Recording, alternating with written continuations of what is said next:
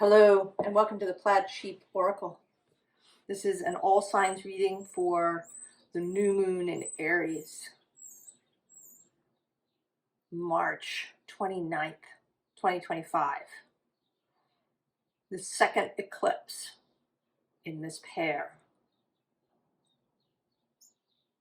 The last eclipse on the Aries Libra axis. If you haven't seen one of these before, I've pulled cards for each sign. I haven't looked at any of them. And I'm going to do a little collective reading with the cards that came out on the face-up bottom of all the decks. Although this time I'm also being called to look at the card that's in the underlying position. So there's going to be two. We have trust and joy.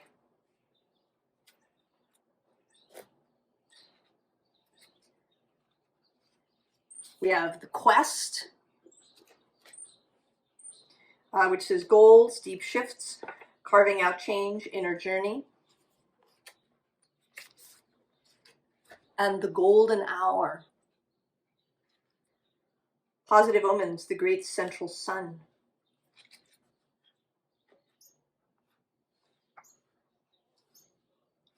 Oop, where am I going? Welcome.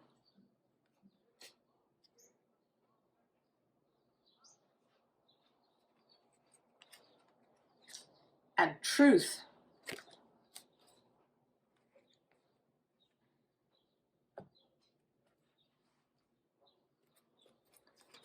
The Queen of Fire.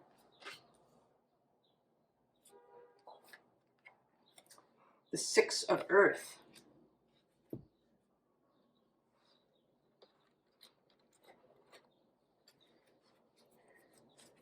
The Eight of Emotions, the Eclipse.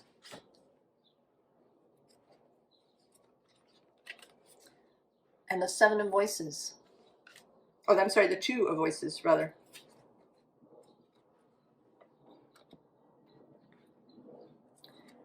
The Seven of Wands. And the Sun.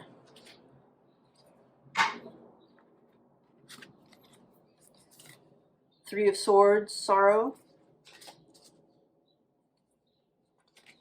Nine of Cups, happiness.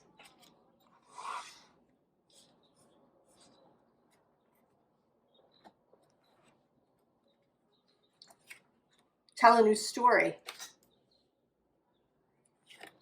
Leap like you mean it. Underneath that. And on the bottom, seek the angel perspective.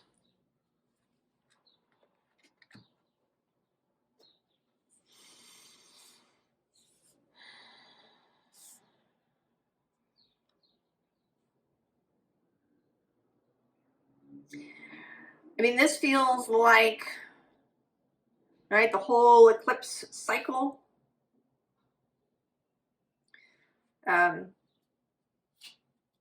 Right, that you're deciding to trust,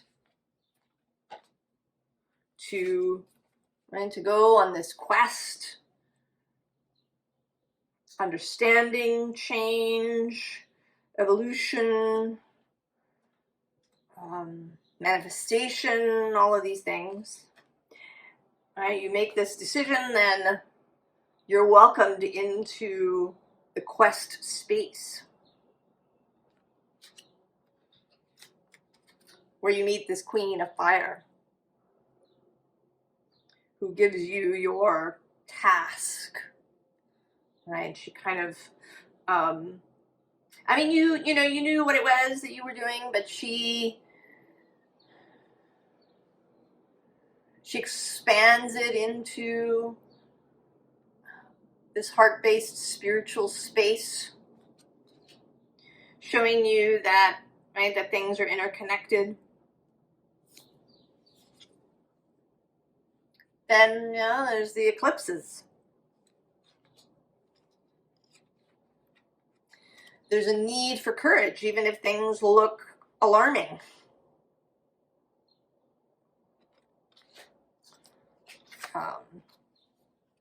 There may be a confrontation, perhaps, or a meeting. I should really want to call it a meeting with sorrows maybe that you've had, anything you've been hiding from yourself, or choosing not to look at, or alternately anything you've been wallowing in. That's a favorite of mine. And then the kind of the completion, or the I don't even want to call it the completion of the quest, because the quest is kind of a larger thing, but right, to tell a new story.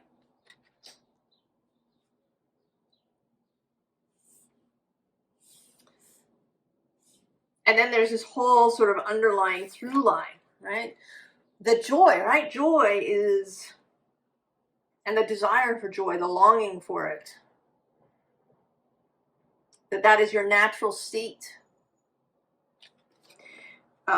You know, something that's sitting out here with me as I do this is this container of daffodils. There's nowhere I can put it, unfortunately, where you can see it, where it won't block the cards in some way. So just know that the daffodils are there, this joy, right? This golden hour.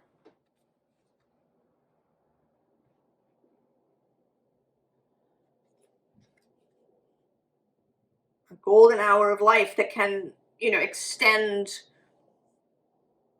in all directions, right? Truth that you're seeking. This sense of harmony, of an easy reciprocity, of a dynamic balance.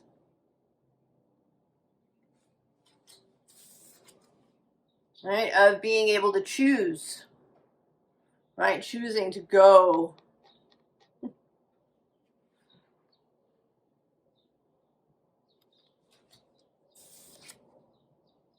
Right? Seeing clearly, receiving clarity along the way. Choosing happiness.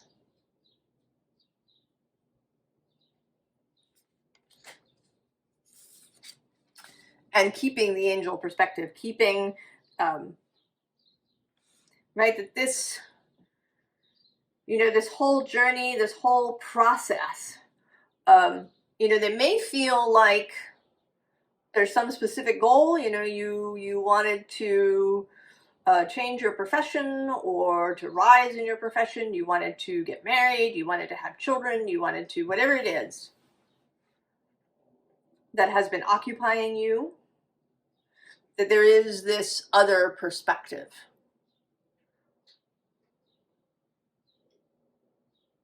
Right? That the story is much broader and wider than it may appear to be.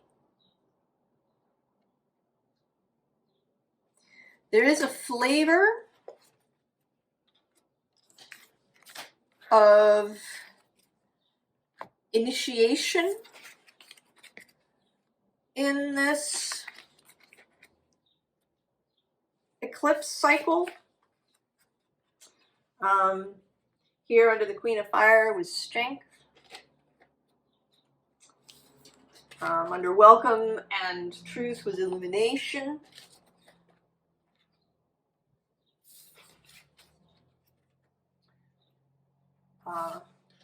Here under trust we had the novice. There is a sense that this is some sort of initiation into a whole other way of being.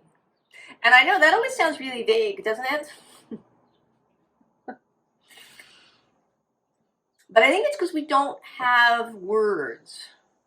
We don't have a lot of words for different ways of being. At least not in English. I mean, I love the English language.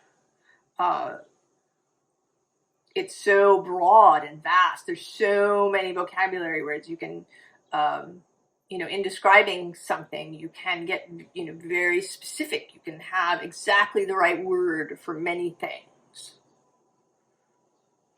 You know, that there's big and large and enormous and gargantuan. All of these have, right, their own subtle meaning, and I love that. But what we lack is words for these more amorphous concepts. You know, that don't have strong borders, that are more subjective. You know, what it means to you to engage differently with the world. But that is up to you. That's part of that truth for you to know for yourself.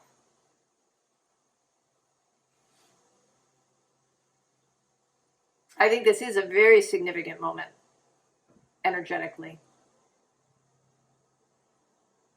And I am filled with anticipation and curiosity about how it will all unfold for myself and for the collective.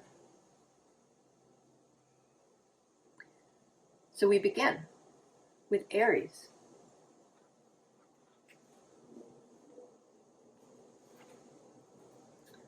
Movement. You are a gift. Creation with Bridget.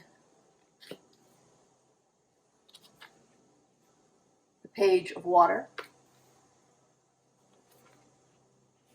The Muse of Voices.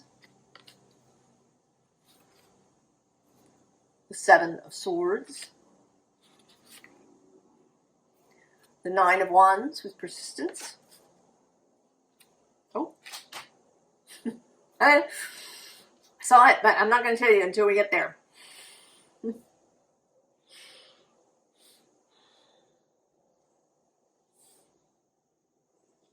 I mean, this definitely feels like rebirth, Aries.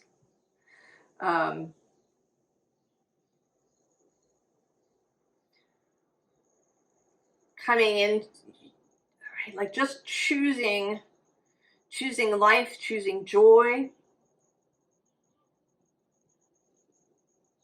finding that maybe things open up to you in a way that they haven't in the past. You know, that this movement may be both literal. You may indeed be making some kind of move, literally.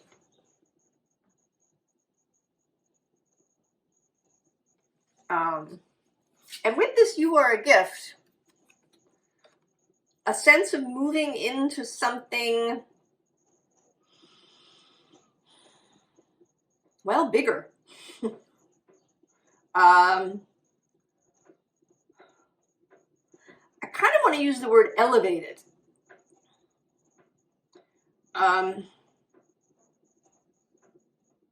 You know, not in a pejorative way, not in a sort of a judgmental or a, but elevated in maybe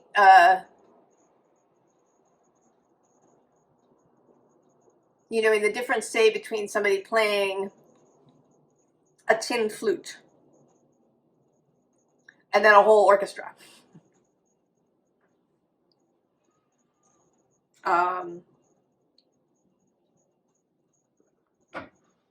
So there's some sort of movement. It could be that you are indeed moving up in your profession in some way. Here with You Are a Gift. Visionary, step into your light. The physical aspects of this may be that you get a promotion. Something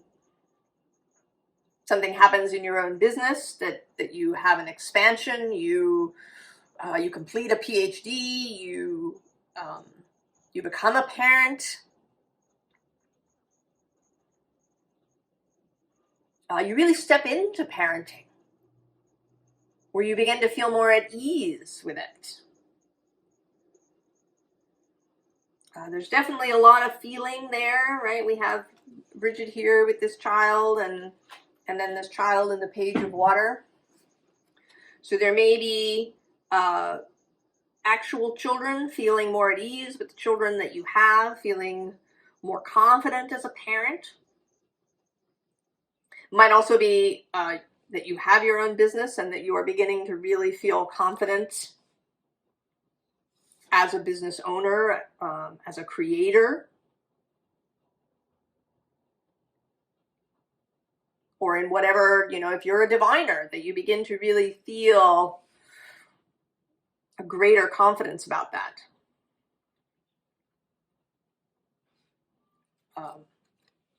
Right, with this Muse of Voices, there's this, right, this sensation of crossing over into a new space.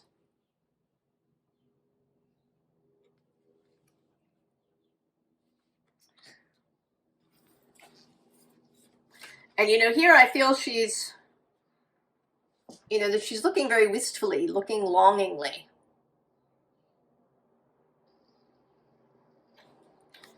It may be that you are about to drop a bunch of things that you've been hauling around in your own mind that have perhaps been holding you back from really feeling a sense of expansiveness, of confidence in your own skills, your own abilities, even your own worthiness.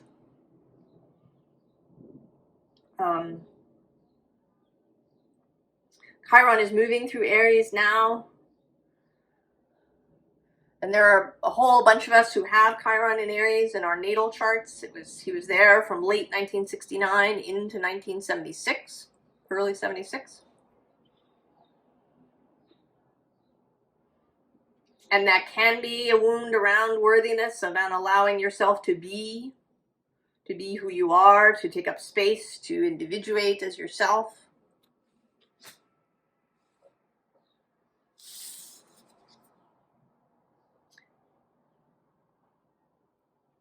Chiron has recently, it's coming into my mind, been conjunct, or is about to, I'm not exactly sure, conjunct Aries, who is a goddess of disruption. So there may be some way that that your self-concept, your very identity is disrupted, and you see it in a whole new light. Right? The Nine of Wands is this ending, this reaching a goal, getting to the 9 right before the 10. And maybe you even skip over the 10, straight to the Ace of Wands.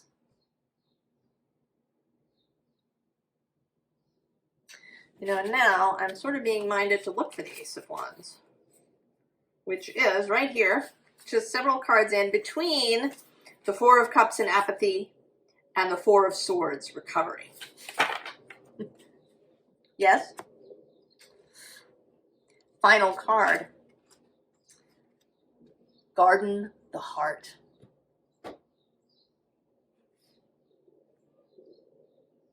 Right? That's the essence, Aries.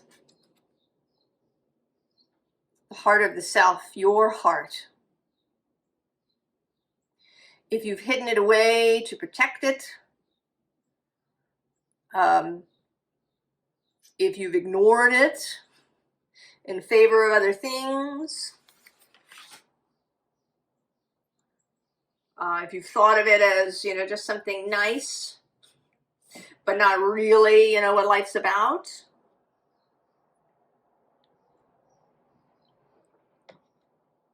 now is the moment to tend to your heart and to see its incredible strength and power.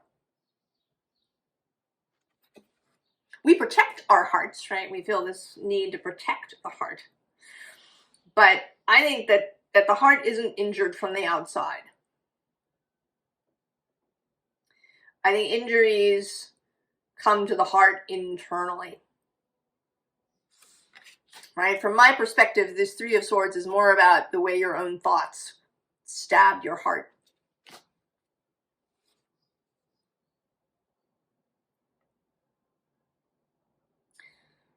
From the outside, it's our mind, right? We don't really suffer from a broken heart. If somebody betrays us or wounds us in this way, it's really the mind that gets all caught up in that, right? They did it because they're horrible, or they did it because I'm horrible, or, right? It's all these thoughts about that give us pain. The heart is powerful. And I think the more we believe that and know it, the more powerful the heart becomes. Guard the heart, Aries. This is an Aries moment.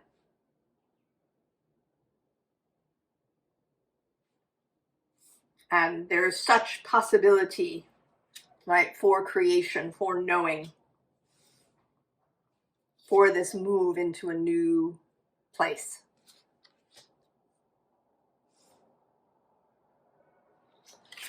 Aries.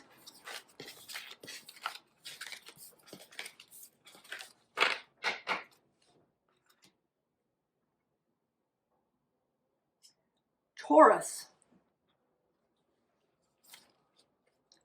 Death. No messing around for you, Taurus. Tune your frequency. Boundaries, magnetism, energy clearing. Renewal with Imbolc.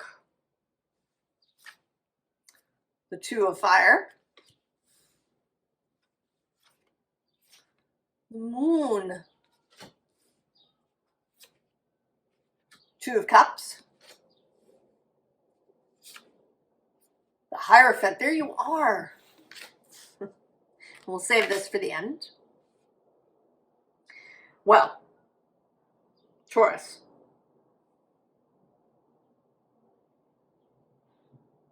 You are absolutely on a path of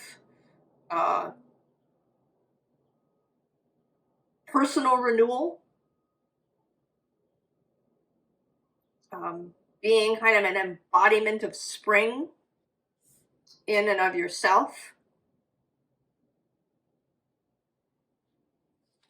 Right? This death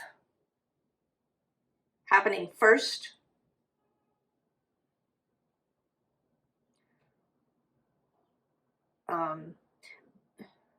You know, on a practical level, there may well be something that ends. And it could be anything. It might be your job. It might be a relationship. There's something that I think is going to end through this, you know, and I don't know if it's a fast ending or I don't know. I think it might be different for everybody. And that when it happens, and it might be a chosen ending, it may be something that you choose. Or it could come from the outside.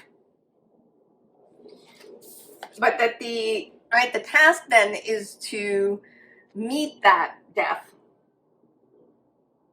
with this tuned frequency.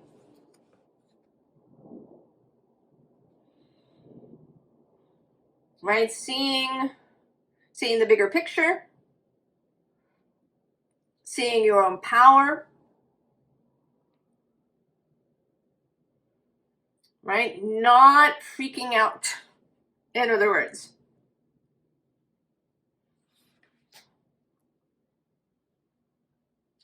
You have time.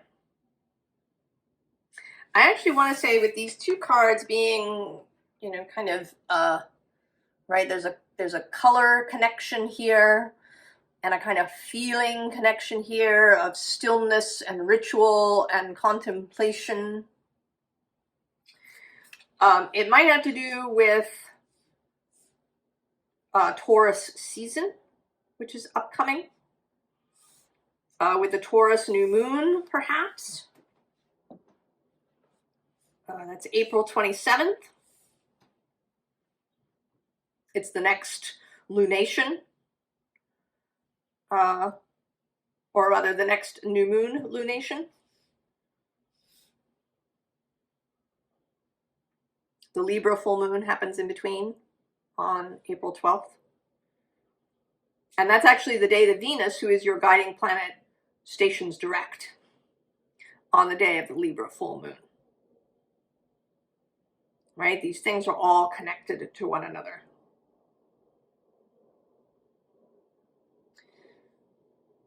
So there may be something about, right, about these next couple of lunations that's part of this renewal process. And then there is this, kind of next step. And there does seem to be a choice point. This Two of Cups is feeling very choice-like, right? That you choose something.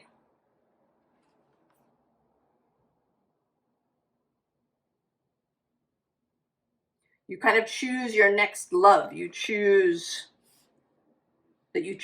something. And then with this particular Hierophant,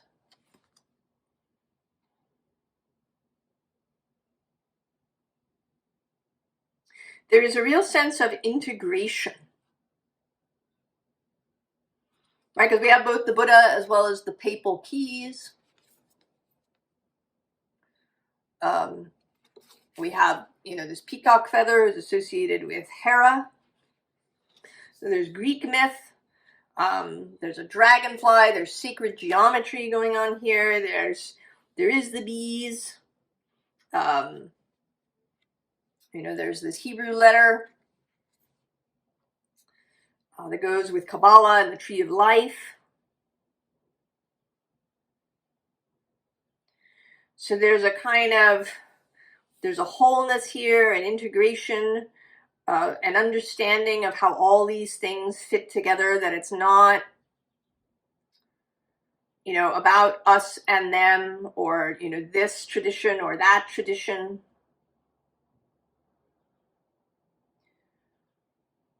And it doesn't necessarily mean that you suddenly, don't have your own sort of spiritual path or practice, that you're pulling from everywhere. But it's an acknowledgement that all of these things are interconnected. I actually, today I'm wearing this silver cross that I've had since I was a child. And I don't think of myself as Christian. But there's something, right, about, right, the symbol of the cross as a symbol perhaps of faith or of an ideal.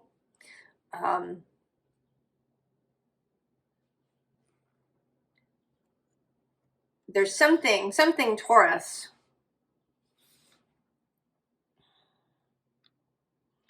about you seeing things from a much more integrated and holistic perspective,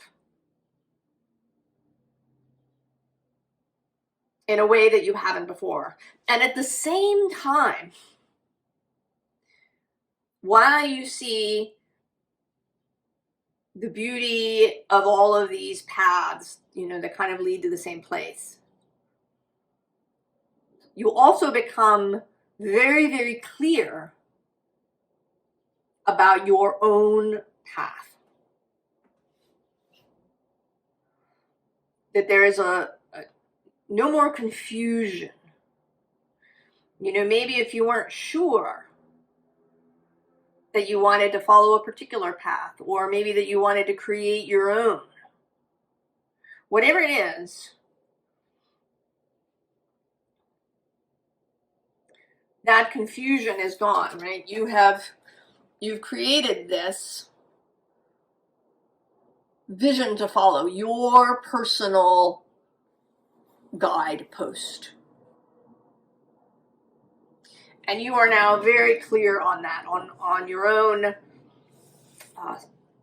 vision of what is right and wrong, your own way of being in integrity, right? Your own frequency, what you want to attract and what you don't. And that you're also seeing that it's not about the rejection of something, but about choosing something, right? That's this Two of Cups, the choosing. That's where the focus lies now, Taurus. Previously, it may have been about rejection, about pushing back against something, about digging your heels in. But now it's going to be about this choice.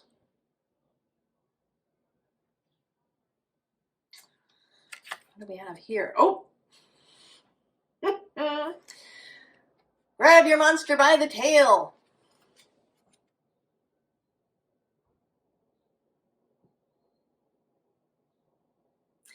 This actually feels like maybe seeing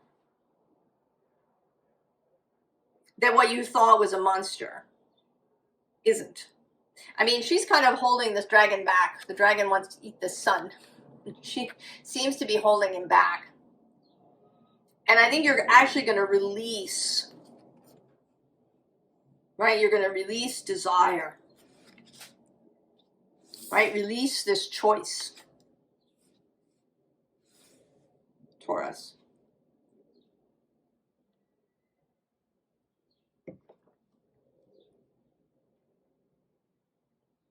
This balance that we're seeing between Aries and Pisces, the ability to see the all, to see the connections, to know that all these traditions are pulling to the same center, and at the same time being very specific and particular about your own choices,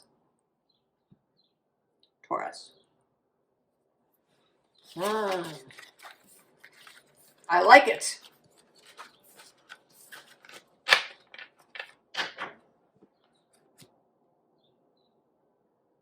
Gemini. Truth.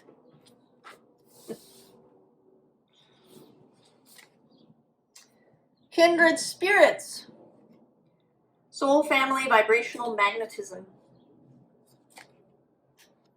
Action.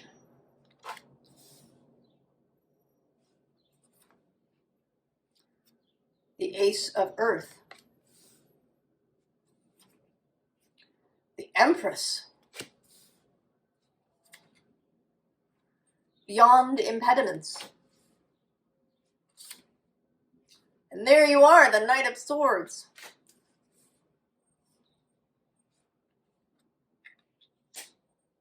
Leave that for the end. Oh, Gemini.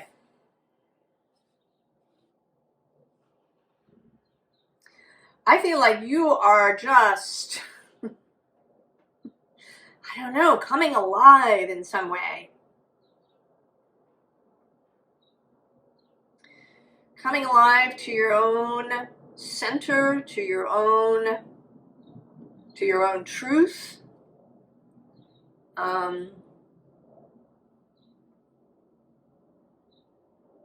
To what it is that really means something to you.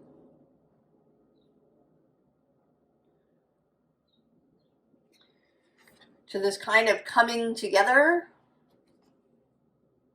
And I want to say that maybe what means something to you is other people.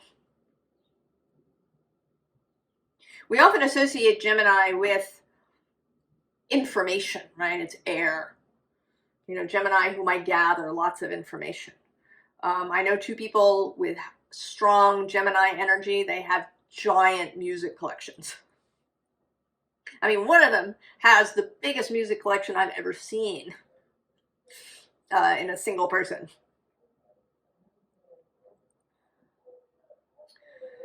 So there is that sense right, of this intellectual gathering.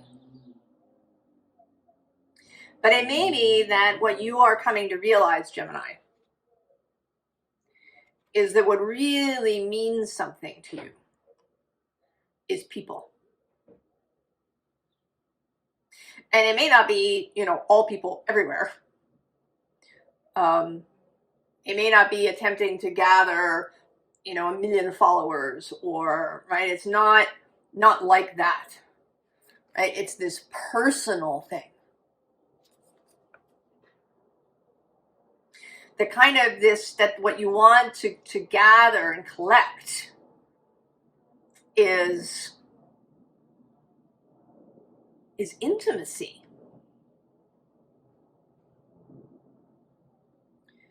That, you know, maybe you're finding that you're really interested in really knowing about people, that you have become really interested in listening. You know, not so much to music or movies or news or any of these kinds of technological, if we want to say, bits of information, but to people, to people's stories, to people's lives.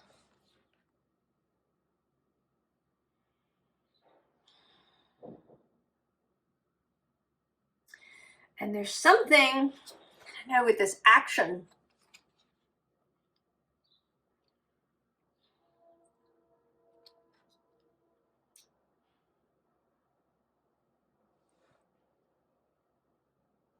I don't know, there's also, there's a feeling here of leadership, Gemini.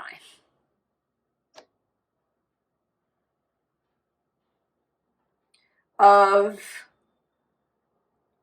you know, of wanting to create individual community. And I think it is very much on a, you know, like boots on the ground kind of way. Right? That you have, you know, it's like putting out a sign. You know, gather here, come and join me.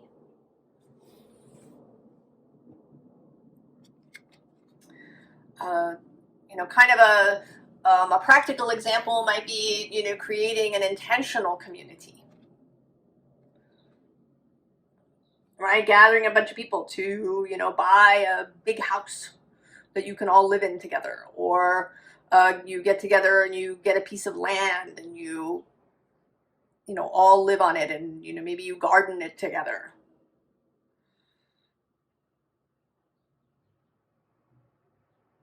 You know, or maybe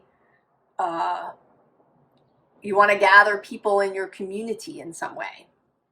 I have a friend who lives in Atlanta, and the thing they do there is something called Porch Fest, where you know, different musical groups, bands play on porches, and you walk through the neighborhood and you listen to, you know, music in all these places. I mean, that's kind of, right, to like create, but in even bigger than that, or more. You know, I heard something similar. Jonathan Haidt, who you may know, talks about this as collective action. You know, if you wanted to not give your kid a smartphone when all the other kids are getting smartphones, that's right. That's kind of hard to deny a kid if everybody else, right, you're sort of cut off. But if you get a group of families together that have kids of a similar age and you're all on board with this together, that this collective action, you know, can create something that you couldn't do alone. So there is this, right, this call to action. And with this Empress, I have a sense of the gathering.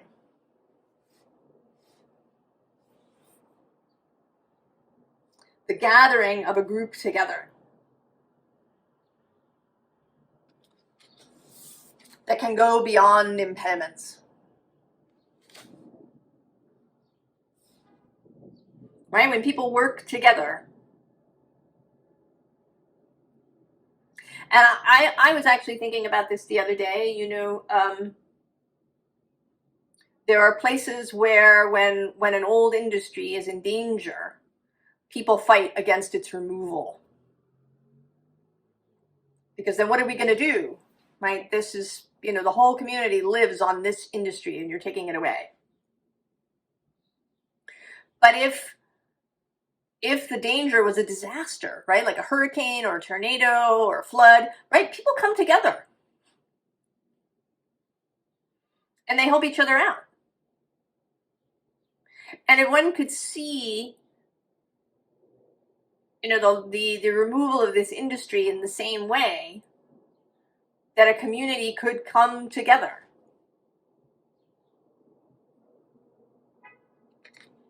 And go beyond the impediment. Right? And that you, right, you were really ready to spread the word about this in some way. And I mean, I think it can manifest in different ways. This could be small. It might be in your workplace that you're doing this. It might be in the case of an industry that's disappearing. Where you live. It might be, you know, families in your neighborhood who have concerns around their children.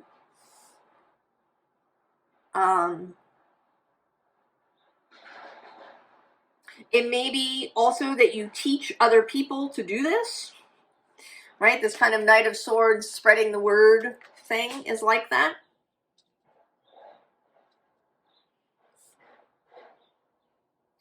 I think you were really gearing up for this move of Uranus into your sign, Gemini. I think the possibilities of Gemini energy, that energy of connection, of being able to see the other point of view, of being able to connect to people, of being able to speak to a whole different kinds of people, is going to be so important and will and has the possibility of creating enormous change across society. Final card. Oh yeah, lean into the storm. Gemini. The storm is coming. Lean into it.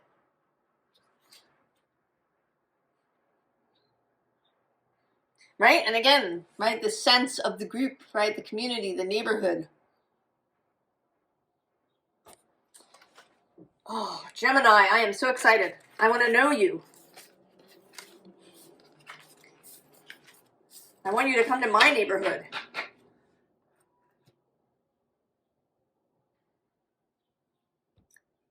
Cancer. Fear. Sweet alchemy. Transmutation, inner light, cycles of growth. Reflection.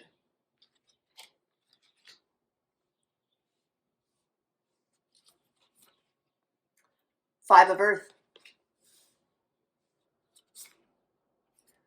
The Four of Materials. The Hanged Woman. And the root of the powers of air, the Ace of Swords. Wait for the end for this. Oh, Cancer.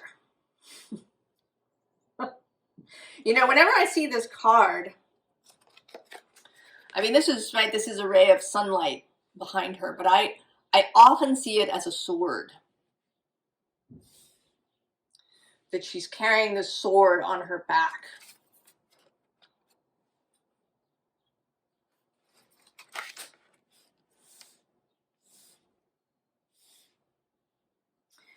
And I think that it's like you are coming out of fear. There's often a sense with Cancer that, of fearfulness. That's a sort of a shadow aspect of Cancer. You know, the crab hiding in its shell, burying itself in the sand. You know, the fearfulness we have around, you know, kind of home related things, right? We may be very fearful around what happens to our children or to the house itself. You know, economic fears.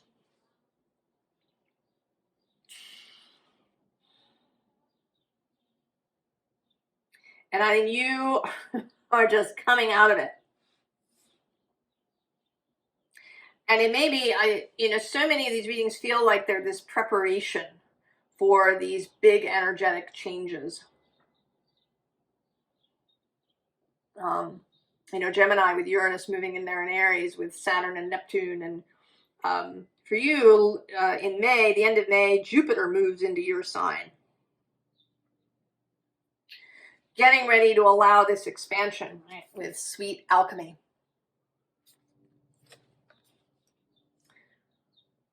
Really stepping into knowing how to work with fear, how to transmute it. Because we have here, right, the Five of Earth, often a fear of lack, of loss, of poverty, you know, fears around health, fears around other bodily concerns, fears around being left alone, abandonment, betrayal, fears around personal security, even beyond money. And then also the Four, right? Fear of holding, right? Can you hold on to everything that you have? Are you kind of obsessed with these things when there's this giant rose up there that you can't even see?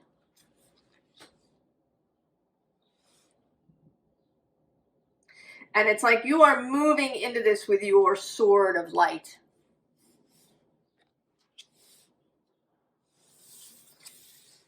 Right? As this hanged woman, hanged man. Right? The ability to step out of the mainstream, to step out of the kind of communal energy that's been floating around. To come into peace. To come into your own internal stability. To have real clarity like this, right? This light.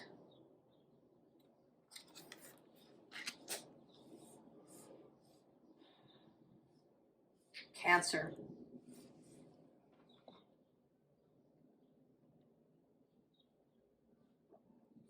And there's something too with both of these cards, and actually the Hanged Woman. The Hanged Man card is associated with water, the water element, with Pisces. All right, there's water here.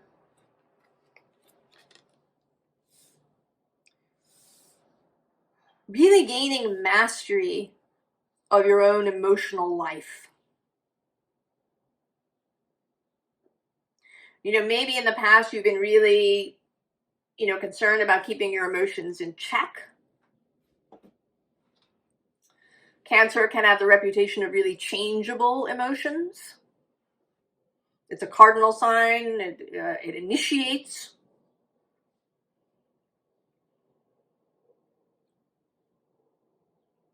And maybe you really, you know, restricted yourself in that way because it felt chaotic. But now I think you're going to really feel mastery around that. I think that the water signs in particular, Cancer, Scorpio, Pisces,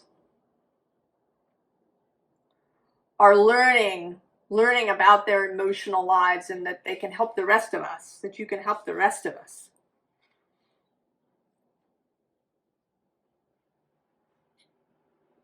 You know, kind of, right? Not be undone, not be overset by our own fears. Right? To have this light of clarity and knowing. And there is a spiritual too component.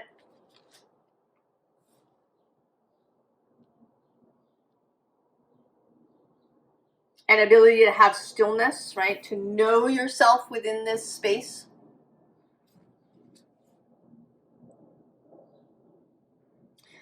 Right? They're almost, I want to say that they're, right? It's like the two ways of seeing. You can see yourself as kind of overgrown and stuck, enveloped, or as free.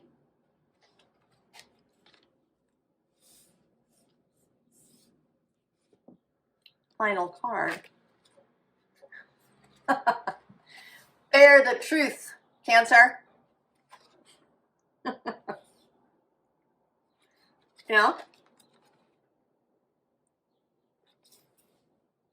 So the ability to be vulnerable, mastering vulnerability, mastering intelligent vulnerability. You know, not oversharing, not exposing yourself deliberately to danger, not courting danger.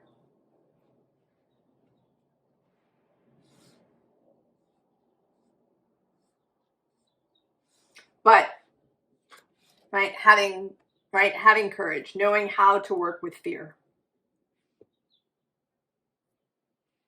Wielding your sword of light, Cancer.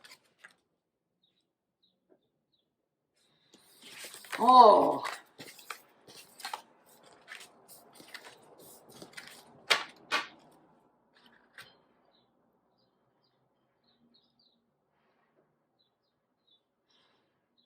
Leo.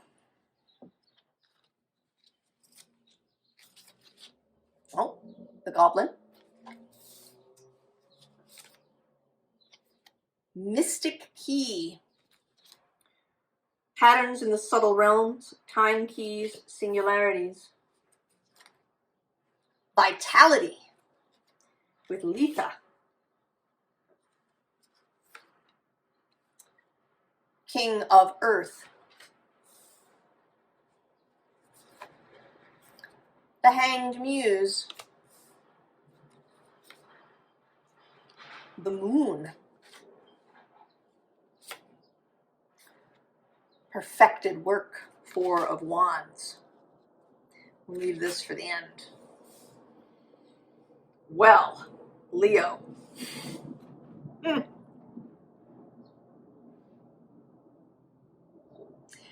Not surprisingly,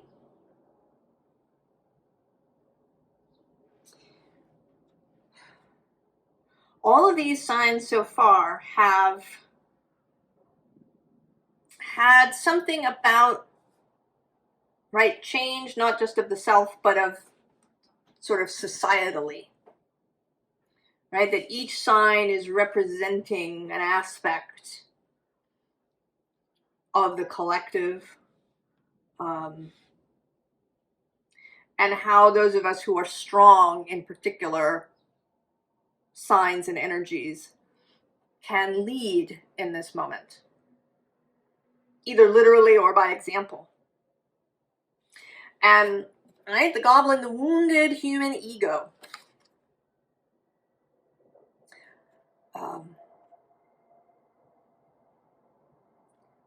And Leo, right, Leo's shadow can be about this, about feeling unseen, feeling marginalized, feeling repressed, feeling suppressed, feeling belittled, feeling ignored, abandoned,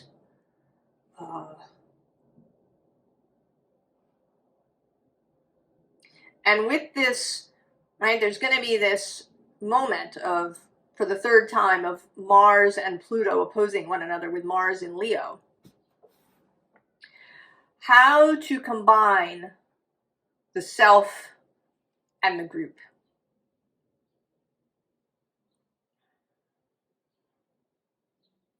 How can we have a society where individual needs and desires are honored, but where we all also are mindful of the whole?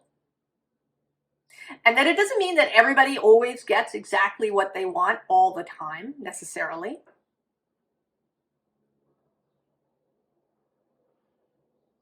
But,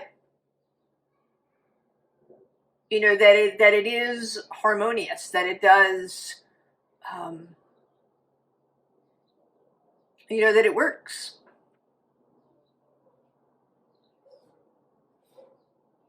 Right? Nature is that way.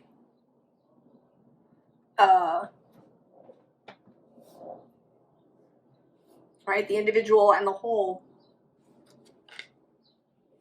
And that there is, right, that there is a mystic aspect to this.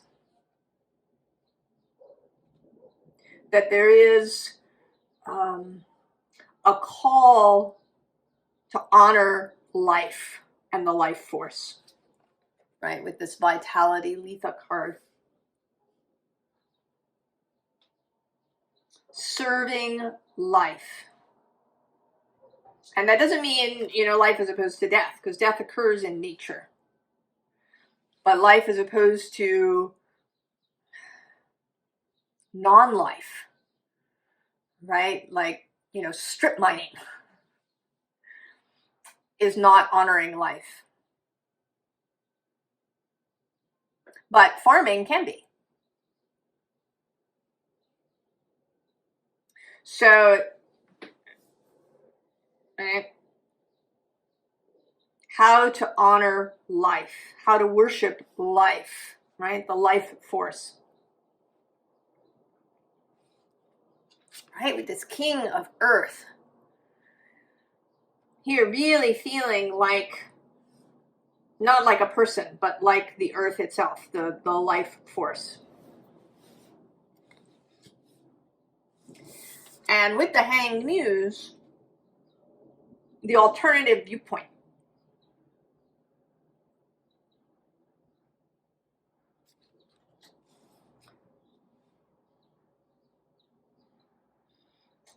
You know, maybe it's right. Right, Leo is a sign of creativity. So creative solutions to practical problems. Turning to nature, allowing nature to guide solutions. Not assuming that we know better than nature.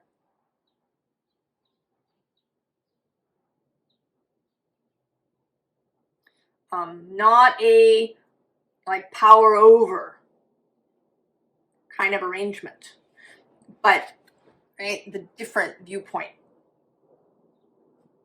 One where there's a pause, right? The Hanged Man pauses. He knows there is this,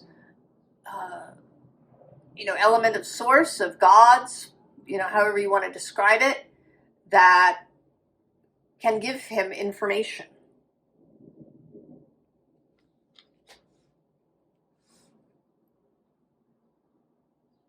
Right? That there is a muse that one can turn to. And with the moon, this feels like introspection, but also, right, like seeing through to the bones.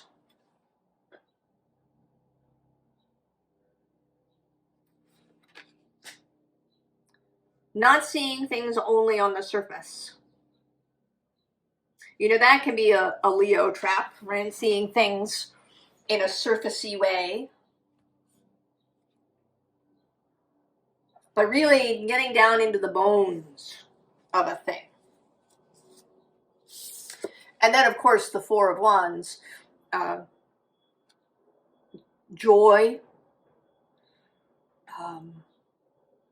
excellence with the perfected work.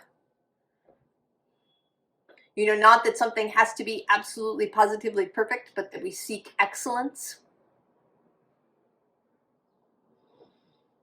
You know, that it's around personal power that can be shared, and the ways that we can come together as a group. Leo, in my mind, is the bonfire where people gather. How can we gather in a way that is in the service of life, in the service of vitality?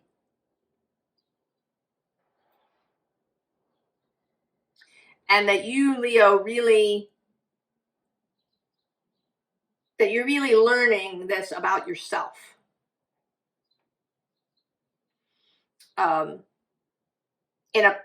From a practical perspective, it may be that you are, you know, that you're starting a new business, or that you're going to take a stand at your workplace about how decisions are made. Are decisions made solely because of the bottom line? And that might not be out of malice or greed even, it might be out of fear. We have to keep the bottom line good, right? We have to keep the investors happy, we have to, whatever it is.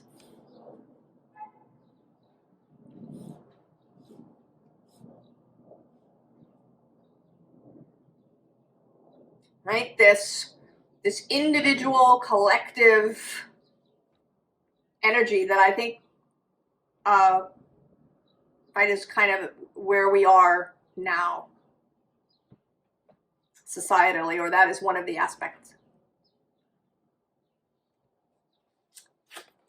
Last card. Oh, fly on the wings of worthiness. So, right, the wounded ego. Right, what is worthiness really about? What is it you're seeking, Leo?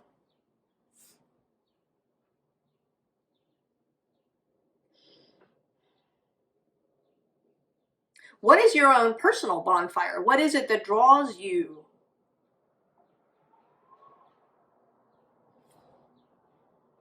How do you celebrate life? How do you serve the life force?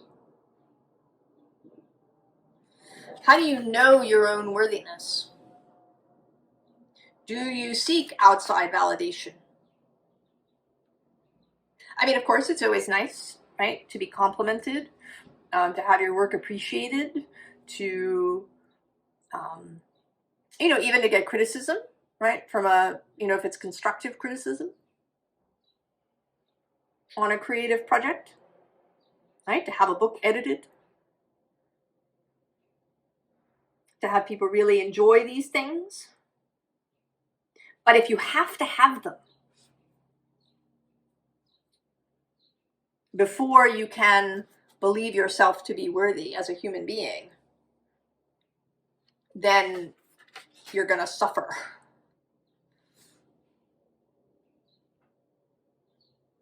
And you may not, you know, you may make choices that are based on other people's criteria.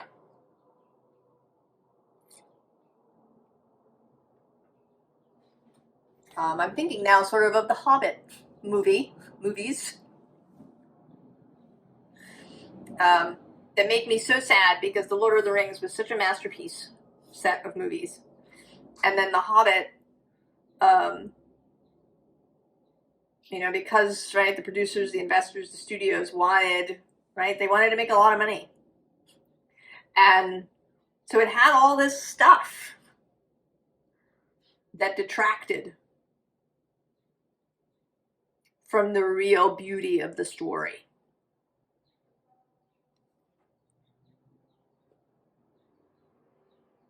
And that's very sad when that happens. So what is it, right? Where does your worthiness come from, Leo? And can you teach others this?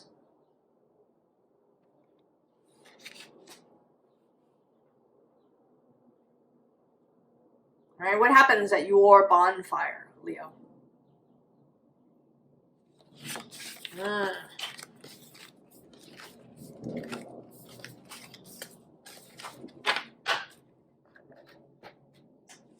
Virgo.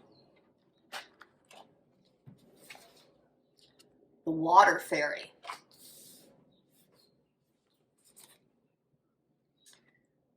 Anchoring in.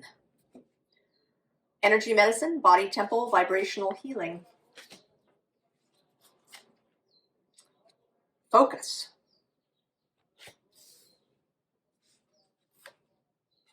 The Tower. The Priestess. Oh. Fly. Judgment. Virgo. We'll save that for the end. 3 major arcana.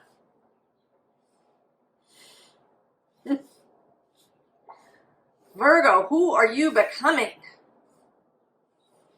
Oh.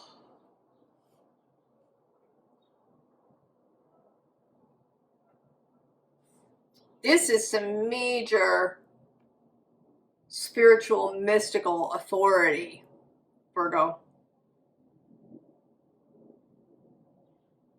I mean, in the other signs, I had kind of practical applications for you, you know, something that might be happening in a job or in your family, but this feels very,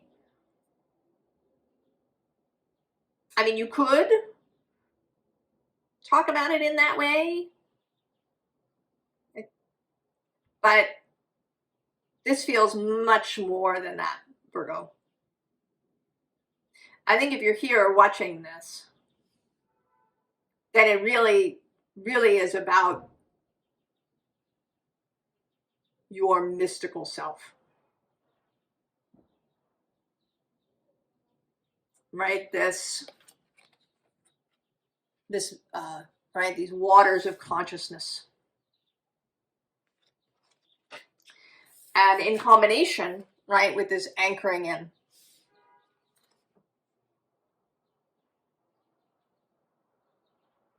Right, the body temple, Virgo. There really is something here about becoming this priest.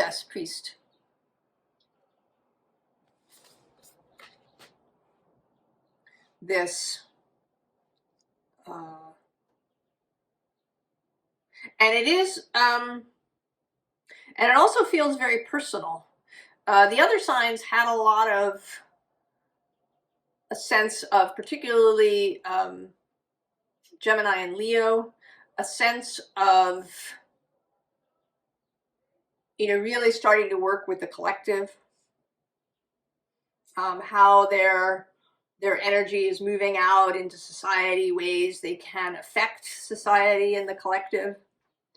But yours feels very personal, Virgo.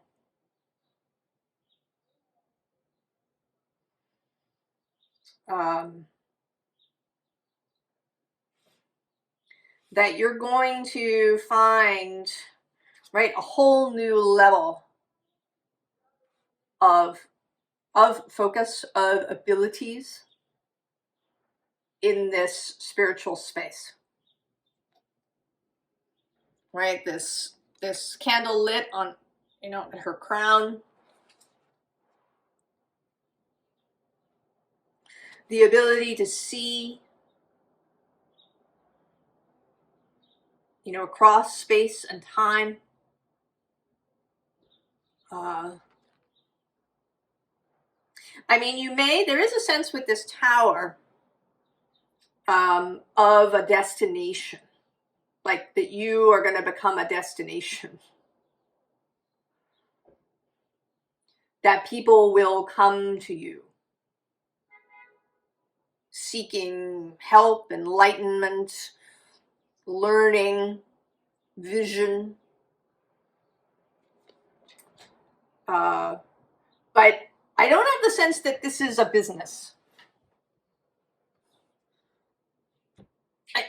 Right? It might be, of course, everything is possible. But this feels like a calling.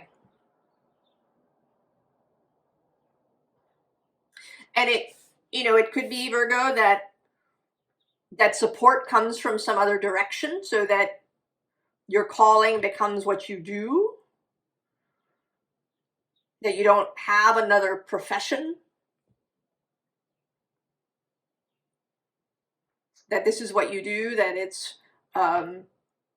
you know, whether it's maybe your spouse or your partner who has resources and so you know, you don't have to work, or that you're supported in some way through the community, that, you know, people donate funds, or, you know, maybe that you live in Gemini's intentional community.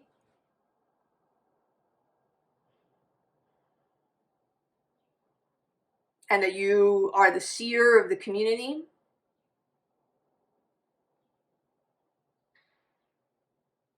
And there is something very much here. I mean, we do have this sort of energy medicine body temple. I mean, maybe, you know, it could be that you're an herbalist and you're the village herbal person, but it,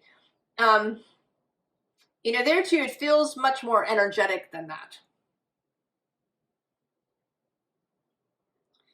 That it's about helping people with spiritual quandaries and questions. You know, that it isn't even, you know, maybe about, you know, Reiki or other energy medicine forms.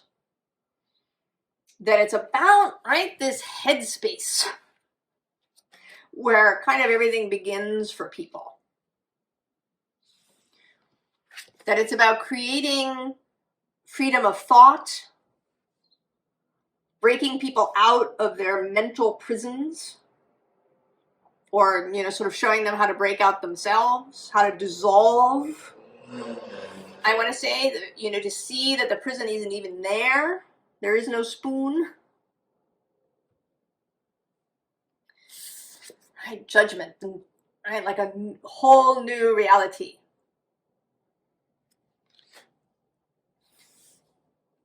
Virgo.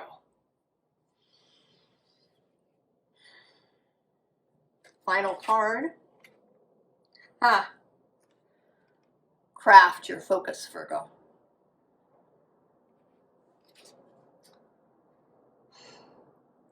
Right? This seeing in these different ways.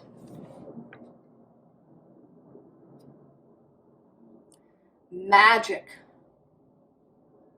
Spiritual power.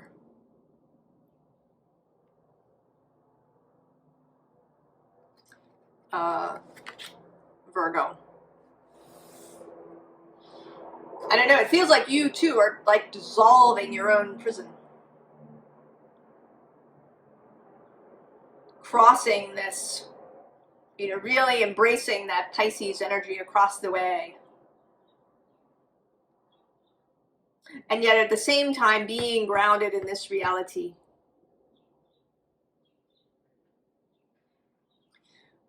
You know, that your ultimate purpose is for vitality and change to occur here, right? For this, right, the tower. A very, right, you know, this particular tower, right? Very, right, stone, earth, groundedness.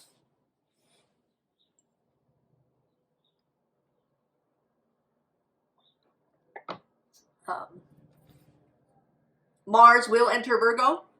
This is associated with Mars, this card. He enters Virgo in the fall. I think actually during Virgo season, maybe. Like mid-September, maybe?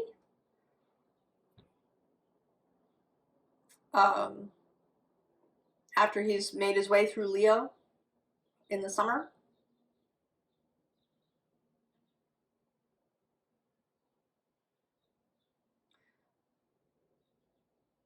So the ability, right, the ability to act, but in, you know, from this very spiritual space. Oh, Virgo. This is the first time this card has come out for me. I really love it. Oh.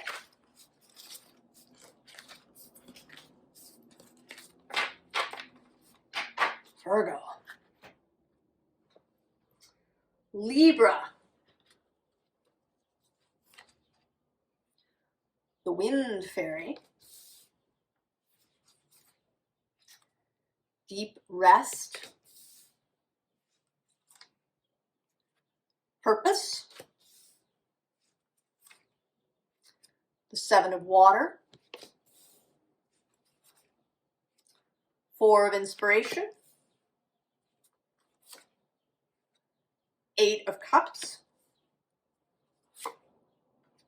And the Three of Wands, Virtue.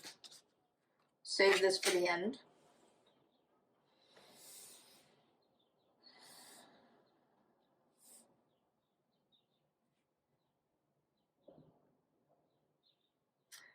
You have a dream, Libra.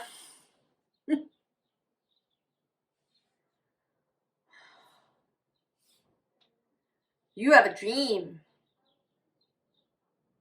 Something you've been wanting for a long time. Right? Something that's been floating around in your head for a long time.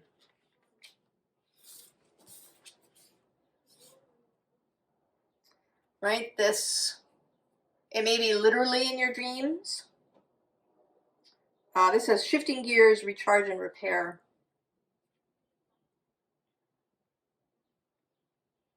It may be that there's been daydreams about it.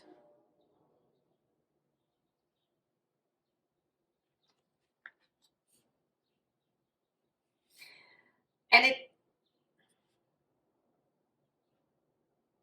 what it feels like to me is that you, I don't know, you were hesitant perhaps about it because of others. Right? You knew you had this purpose. This is the first card in this deck.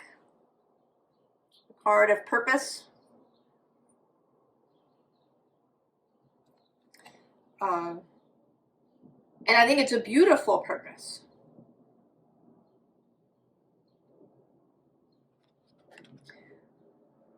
But you may have felt, I don't know, that it wasn't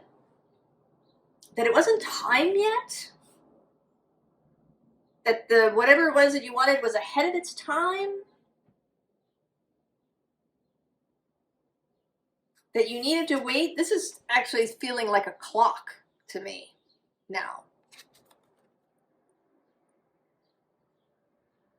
That you've been waiting for a particular moment in time.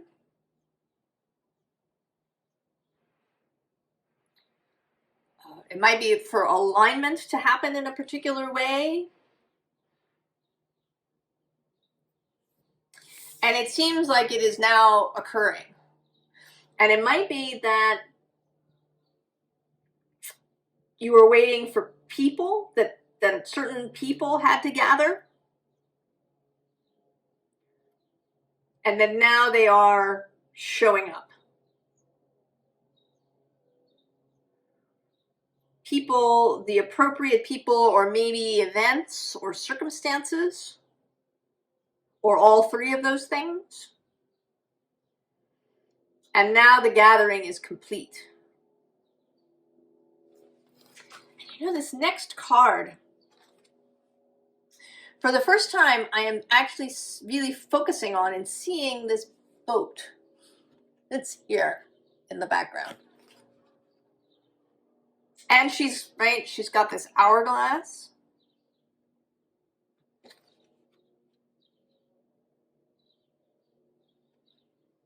That the time has come. Right? Something has arrived, people or circumstances have arrived. Right? The birds have gathered.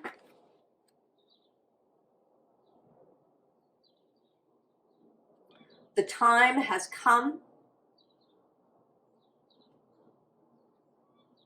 And these actually, instead of looking like the inner self, this is now today looking to me like two different people. And they each have a hand on the hourglass.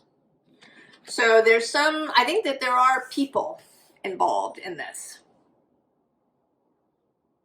You know, and there's these three little dots here on the card. And to me, they're looking, right? They're looking like these birds kind of coming in, representing these birds. And these dots are actually, they're a little bit of schmutz on the card, which is kind of funny. I've removed them now. But, right, there's also, you know, this accumulation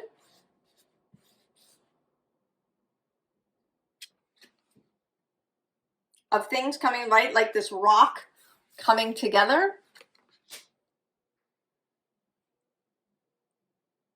That there is, the time is now.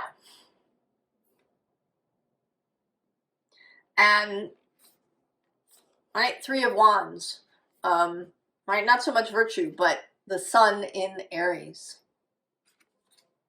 The time is now, Libra. I don't know what your purpose is.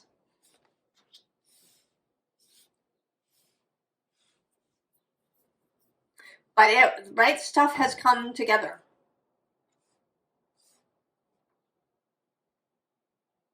And the moment is now. So whatever it is that you've been dreaming about, hoping for,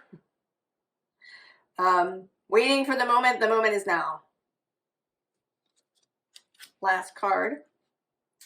Oh, have tea with the birds. The birds are incoming. So whether the birds are people, resources, information, have tea with the birds. Join up with these birds that are arriving, Libra. Come together now. I mean, it feels very, I don't really sort of know what else to say about it. It's like the moment, well, whatever it was, whatever it is you've been dreaming of. And I do have the sense that maybe this is a really long-standing dream. A long-standing purpose, something that has been your North Star, your guiding light for a long time. The moment is now, Libra. Oh. I hope that that you'll come and tell us at your full moon on April 12th, Venus stations direct. So that may result in right, in whatever this is really moving forward, Libra. Scorpio. The Wasp. Soothing waters. Intention, clearing blockages, energetic hygiene. Balder with beauty.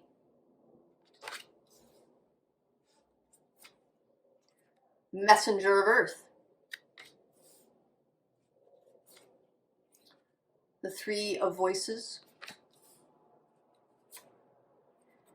End of the Earth.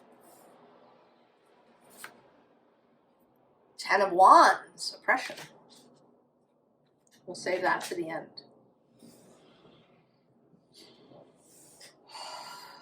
Scorpio.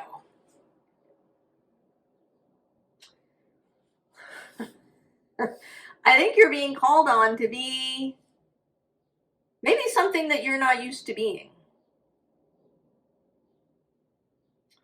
which is to be a soothing energy.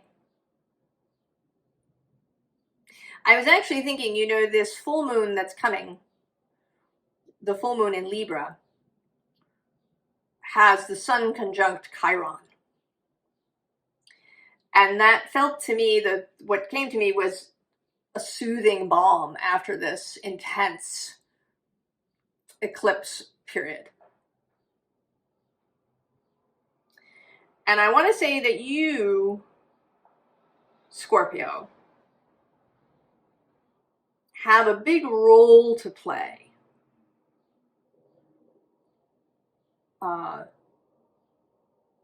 with people, with yourself, first of all, but also with other people. You are familiar with intensity. You know, this beauty card is number 29. That's standing out to me. The 29 is the date of this eclipse. You know, and there is an intensity to his gaze.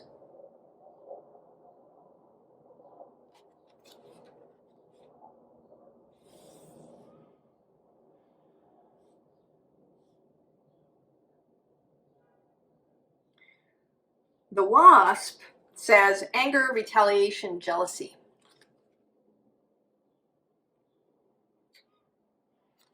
And I think we're feeling a lot of that. We may be feeling very stung by life, by circumstances, by experiences that we're having.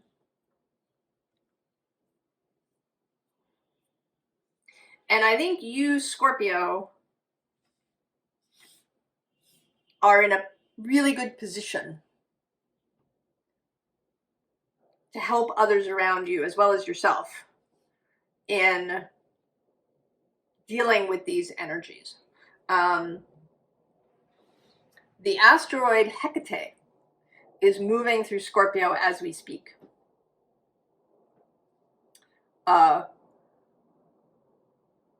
She entered a little while back at the end of December, and she's spending a really long time, 10 months, in Scorpio, because she does her retrograde there. And she's in retrograde motion now. She turned on March 8th.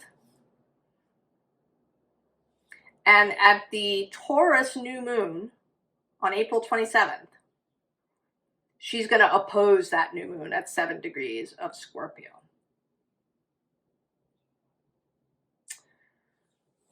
And I think that she's showing up now, you know, not as, you know, an agent of sorcery or chaos or death or any of these things, but as a master of the storm. She's the triple goddess, maiden, mother, and crone. This breadth of experience.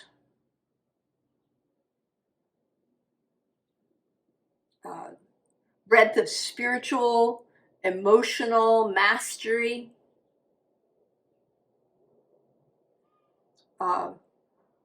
Mastery of this Taurus Scorpio opposition. The ability to have this solid ground, the messenger of earth, to be able to move even in difficult times, to be confident even in difficult times, stable.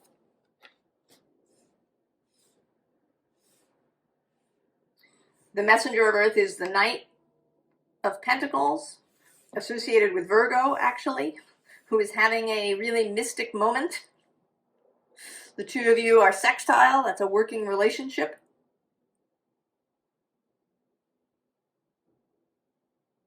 The workings of earth and water. The ability to hold fast through really strong, difficult energies.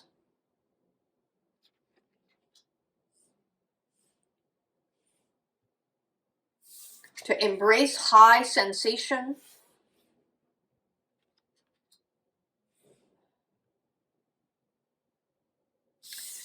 right? This oppression. I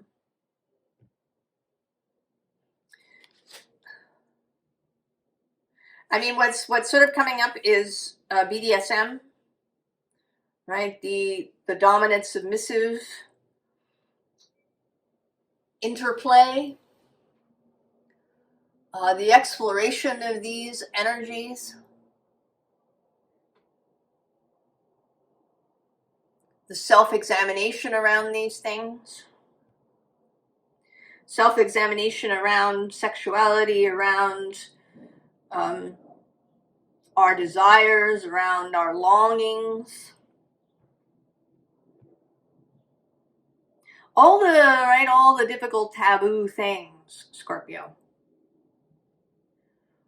You know, as Pluto moves through this Aquarian collective space, I think that all of this stuff is going to come up in a much bigger way. And it seems to me that you have been in training,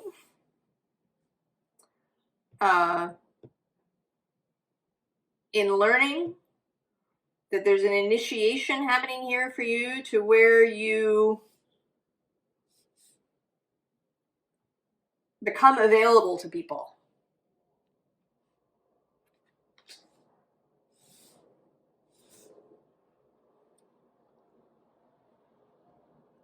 And maybe to yourself. You know, and that the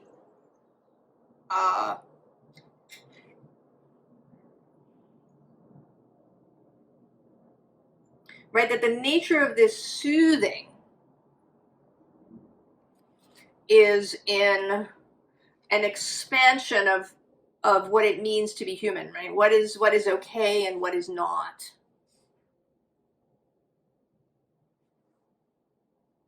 You know, maybe a validation, perhaps, of desire.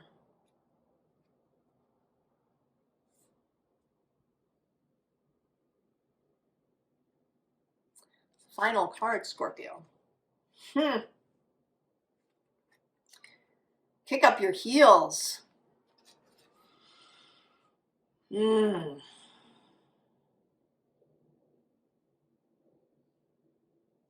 word that comes to mind is rewilding.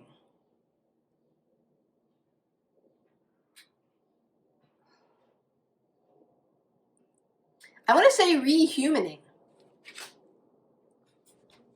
You know, it seems to me that there are different eras where the humanness, sort of the animal nature, the biological nature, the erotic, sensual nature is more or less squashed, right? And like we know, the Victorian period was certainly a period where that was squashed. While at the same time, there was a major exploration going on of the natural world. It's kind of, right? It's this juxtaposition. And I feel like we're in another place now, right? Created through this digital universe, through,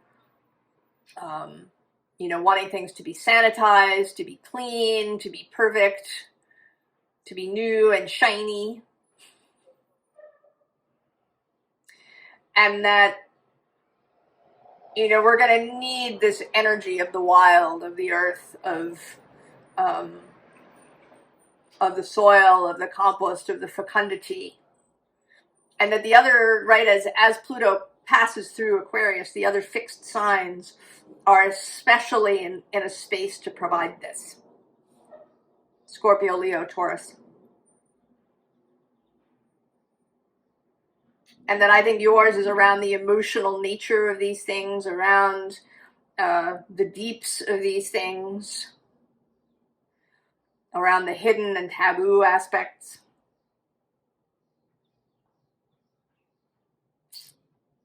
Around shame, but also about beauty, intensity, high sensation.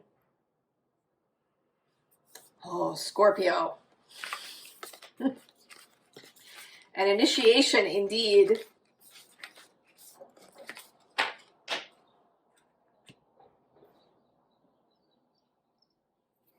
Sagittarius. The High Priestess. How about that? Shadow Key. Gratitude. Llamas. The Ten of Water. The World, Cosmos. See Me. Five of Swords, Defeat. We'll save that for the end.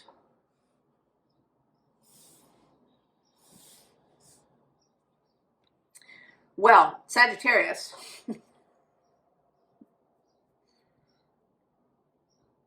Oh, are we going to get the cat?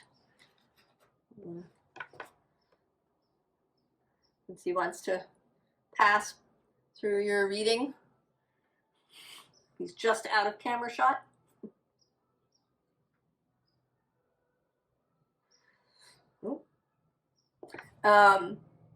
Sagittarius, you are going somewhere. I think you were going somewhere.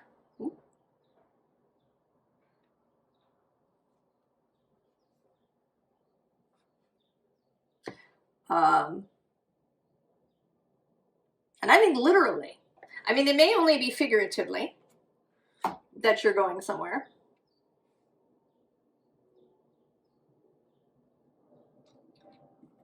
But it seems like literally. And I want to say that this is, I don't know, a spiritual journey, a pilgrimage. I mean, whatever this is, it has some real purpose, because this is coming through not so much as the High Priestess in a, you know, in the usual way of, you know, prophecy or vision, but as you kind of creating this magic, right? Putting this soup together. That you have a real purpose, that you're casting a spell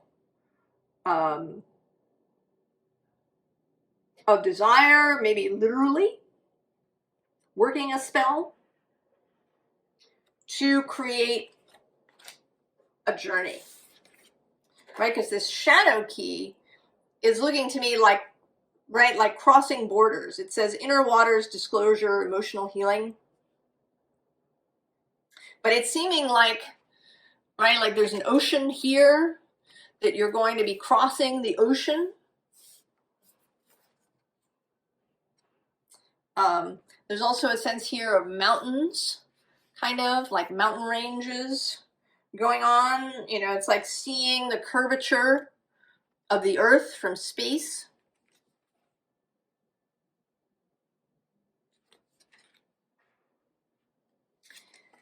And then with this card, there's also a sense of creation, right? That there's something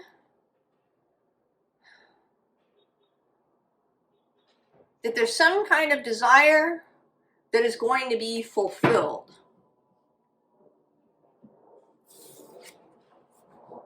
Right? This, you know, maybe it's to find a community of people, to find your tribe.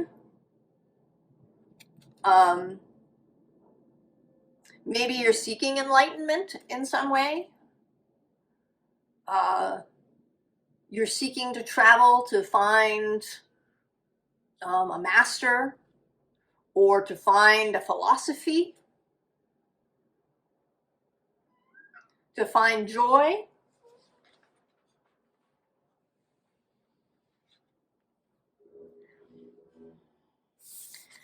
Right? It's like you want the whole world.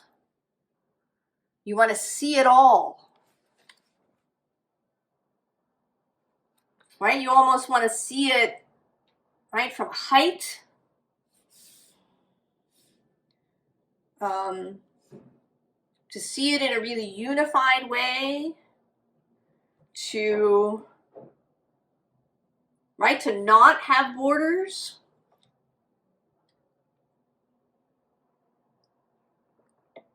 I'm thinking now something that came back into my experience was these videos called Where the Hell is Matt? Where a guy named Matt went and danced in various places around the world, and in some of them he's alone, and then in others he's with other people who come. I think my favorite one is the 2012 video. You know, and he visits something like, 27 different countries and during all of this. But there's this through line of the dance.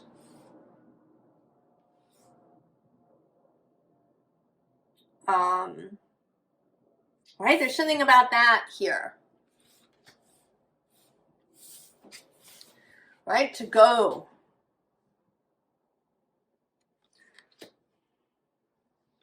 It could, it doesn't necessarily have to be overseas. It could be that you want to see more of your own place. I live here in the United States. I've only been to a handful of states in my life. If you live here, it might be, to take a cross-country trip or a whole, like, around country trip. Visiting different places that you've never been in your own country. But there is something about going somewhere.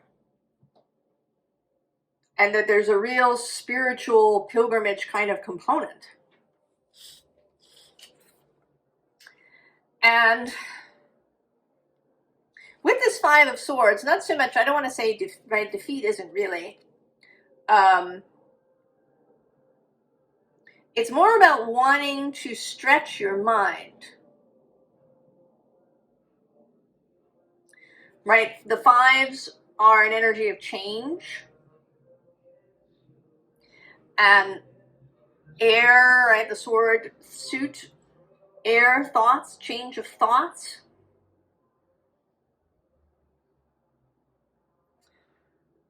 Jupiter is moving across the way from you in Gemini. Maybe you've been seeking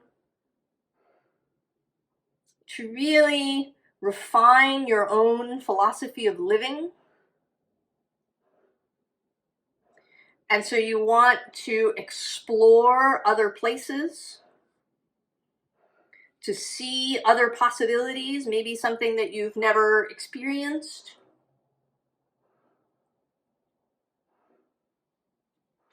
If you've come from an urban place, maybe you want to go and spend time in a small town, in a rural place, just to see, what it's like, what's this way of living, what's a different point of view.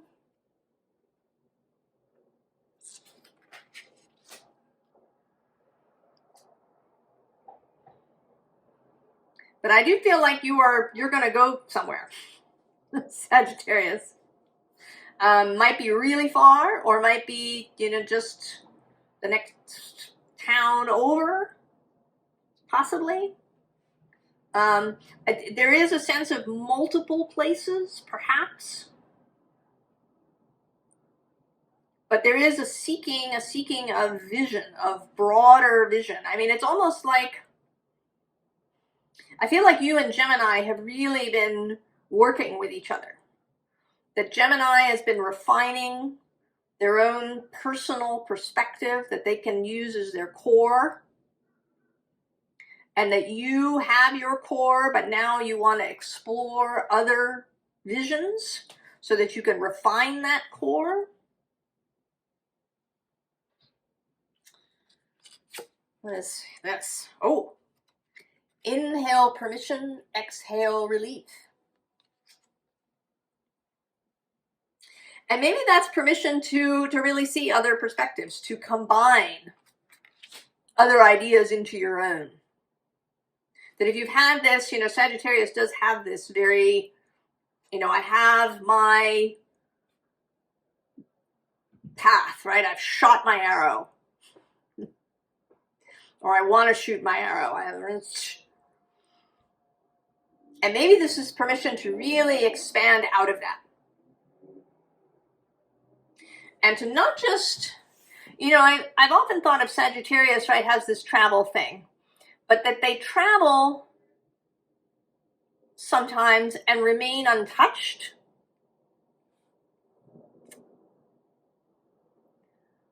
You know, by where they travel sometimes, or that can be a thing, that Sagittarius remains untouched. And here I think you want to be touched by these other energies.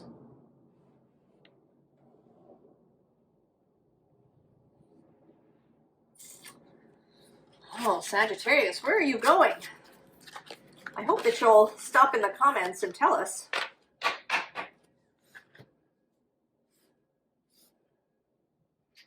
Where you're going. And I also feel like, you know, that maybe you'll see a different aspect of yourself in this process, Sagittarius, that it will open you out in unexpected ways. Capricorn. The king, very Capricorn. The desert. Authentic self, transcendence, courage, Genesis. Flora with fertility. The star. Oh. The muse of materials. The devil, there you are. The Seven of Wands, valor. And we'll leave this to the end. Well, Capricorn.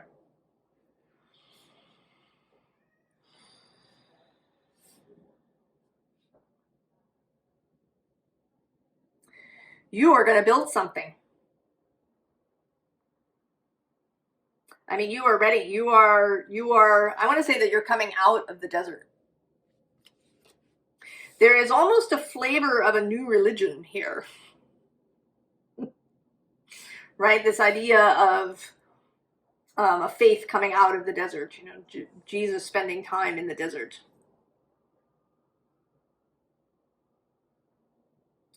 That your time in the desert has strengthened you, has given you personal authority.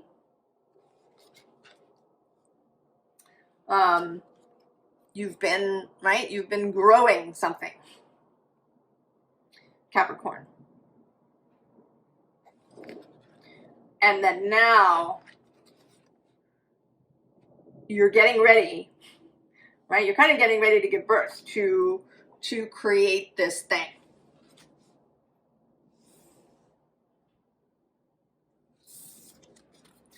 Right, with this muse of materials.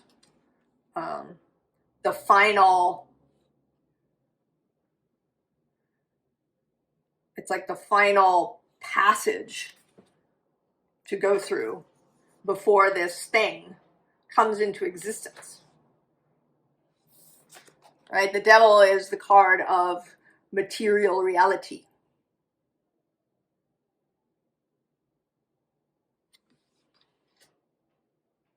Saturn is your planet. He's been moving sextile through Pisces, that land of imagination. And he's actually about, right, later, I think in May, right? At the end of May, he moves into Aries. Square Capricorn. And that feels like the beginning. Like the shift from the imagined thing to the thing existing. And it feels like that. It feels like, you know, one moment it's not there and then it is.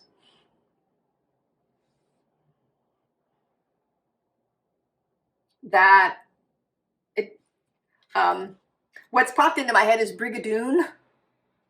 I don't know if you know that movie with Gene Kelly about this mystical village that just comes into being at certain times and then it disappears. You know, that it's like that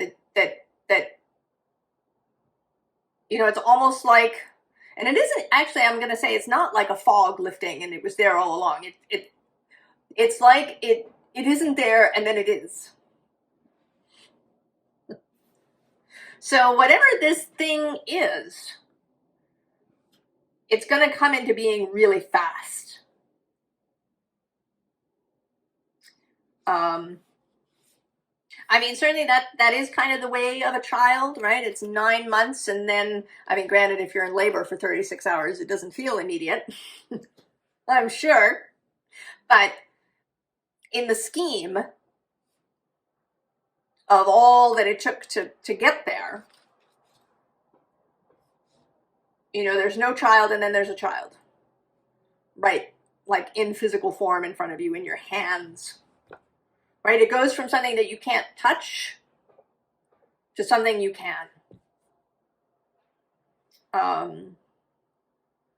mean, it could be something like a book, perhaps, you know, that existed in this, you know, digital form, perhaps for a really long time, and then it gets printed and it shows up and you have the physical copy in your hot little hands. Right? There's something, but there's going to be a sharp dividing line between here and where you're going to be. Right? It's like you're in the desert and then you're not. Another image that's coming to mind is the place where the rain ends.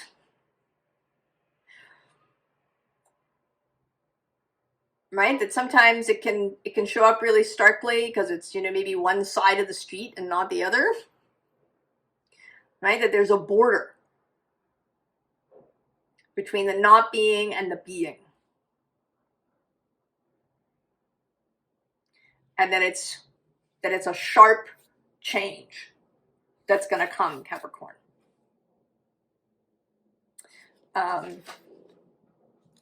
Valor, well, right, we need it. Valor, courage,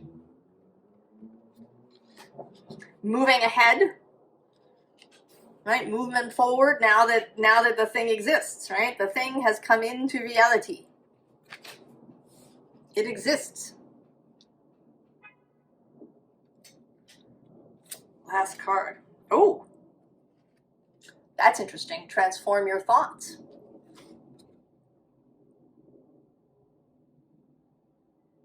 But it's feeling here like, right, like the thoughts becoming real. That what was only an idea will come to be in physical reality.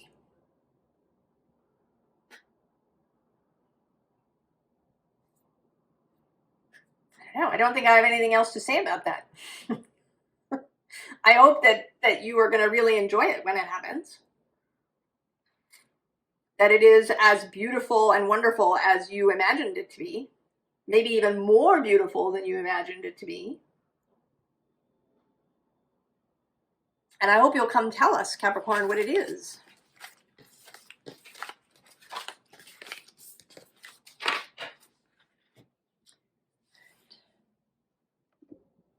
All right, Aquarius. Lady of the Lake, very Aquarius. The Secret Garden. Planting new seeds, hidden dreams, nourishment. Hope with Yule. The High Priestess, showing up for the third time. The Five of Inspiration. The Queen of Pentacles. The Six of Pentacles with altruism. We'll save that for the end.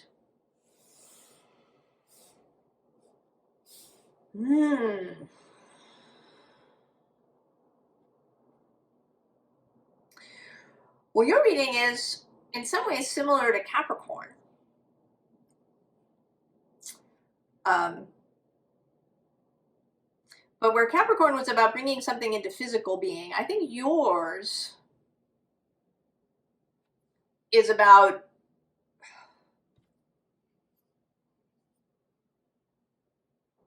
a kind of a mental idea, a new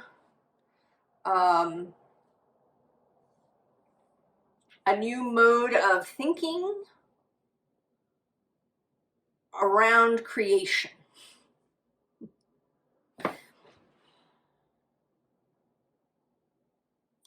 And I think you're being influenced by Leo across the way, as they are by you. Right? This Lady of the Lake says absolute truth, courage, self-respect, responsibility. In the past, perhaps, when you have thought about creating something, a business, a product, even a relationship, that maybe you haven't really been mindful about it.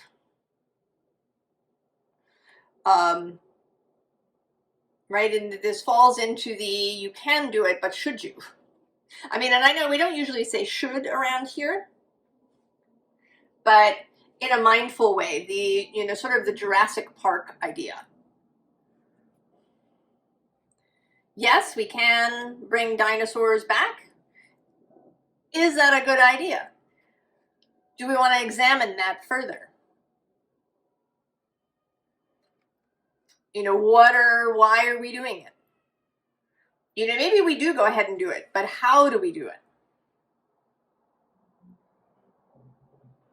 Do we do it the way we intended to? As an amusement park? Maybe that was a troublesome aspect of, using these creations solely for entertainment.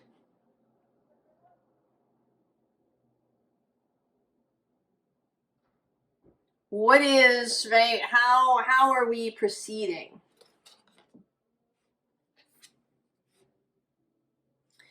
And the secret garden seems very much like relying on nature to be a guide.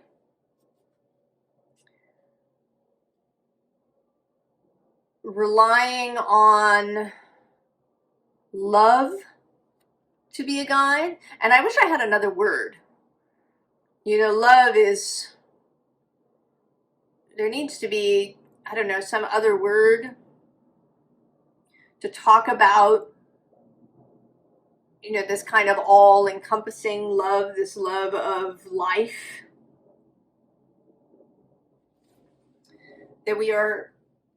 that's being espoused here.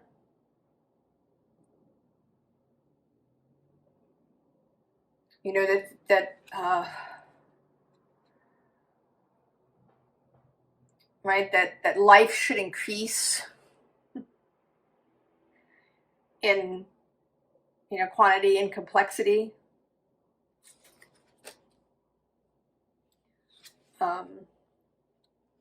Because he seems also like somebody who is very responsible. He actually reminds me of the Woodward in the Wildwood Tarot deck, who is that deck's Justice card.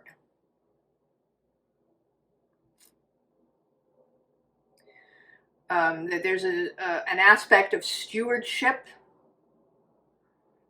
of working with rather than against, or in an extractive way. And that, that applies to nature, but it applies to all kinds of things. One can make a movie in an extractive way. That packs, right? You pack the movie full of all the things that people supposedly like. There's lots of action and CGI and all of these things. And your purpose in creating this movie is just to extract as much money as possible from the population. And that is your sole purpose in creating this movie. That's an extractive way of thinking.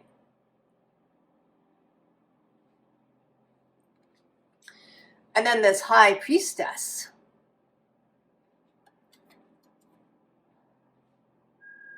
You know, feels like Source. There's a sense here of encountering life, encountering Source, encountering the life force in a way that you have not before. I don't know if you're going to have a numinous sort of experience, a spiritual, mystical experience. You know, it could be all the way at the far end and be a near-death experience. Or, you know, a very intense experience in that way. It could be having some sort of dream. It could be, you know, encountering nature or even a work of art in a way that you never have before, that suddenly speaks to you, that creates a new vision. But there is something about this encounter that will leave you unable to continue as before.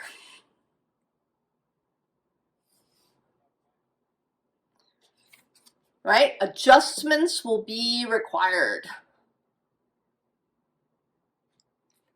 There may be some trial and error before you can kind of reach this Queen of Pentacles space, where you feel comfortable again. And I want to say that this might be a lengthy-ish process. That there's a kind of, right, there's something about the beginning now. You know, maybe it is during this eclipse period, you know, either in the next few days or even in the next several weeks, when you have this numinous encounter. But it could be that then there's some time until, right, you're comfortable again. Until you're even comfortable in your own skin. And then we reach this space of altruism, of sharing, perhaps, with other people.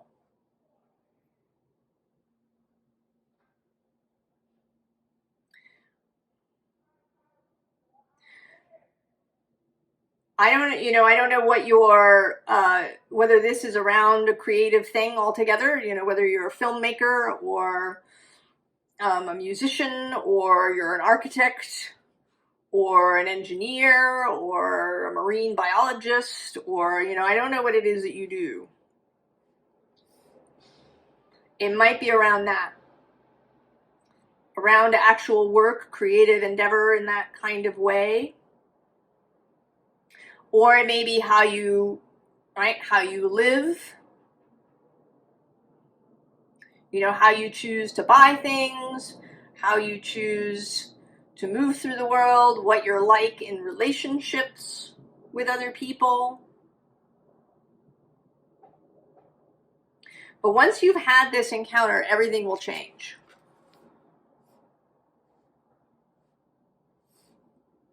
And eventually, you're going to be in a position to share what you've learned with others. And to do it in a very free sense.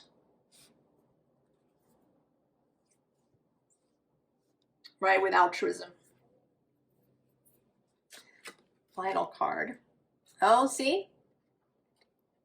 Brave the journey. I think it is going to be challenging, right? The Five of Inspiration is the Five of Wands. Change.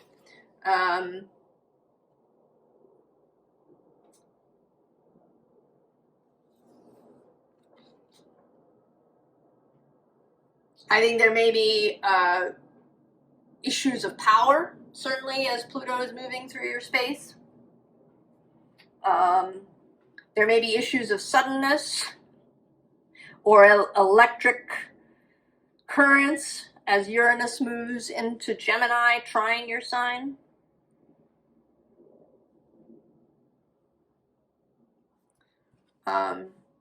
Right, in another year and change, the North Node will move into your sign.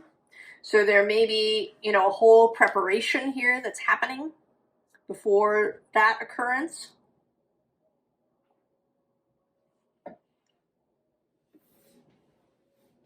There is a long game here. And I think that it is going to be challenging, Aquarius.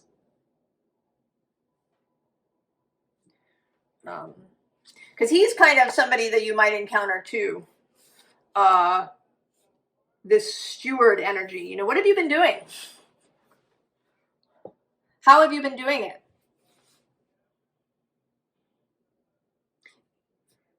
How do you engage in relationships? Are you honest? About your motives in your dealings with people and events.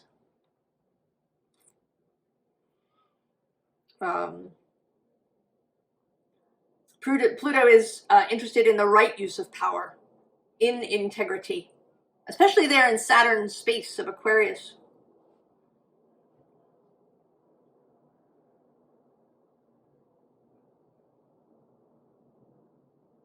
And he's going to experience Saturn moving through a whole bunch of signs in the next 20 years. Saturn won't make it quite back around. Will he? No. Because he doesn't make it back to Aquarius until like 2049, I think, or 2048.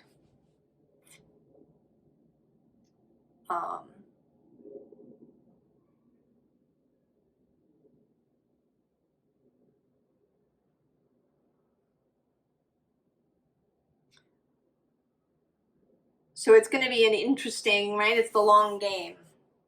And how do you want to proceed, Aquarius? Right? Brave the journey. Well, I hope you'll come and tell us what this numinous experience is, Aquarius. Pisces. The bee. Reflections of time. Surrender, cycles of change, unearthing, lessons. Preparation. With Mabon. The 5 of water. The Knight of emotions. There you are.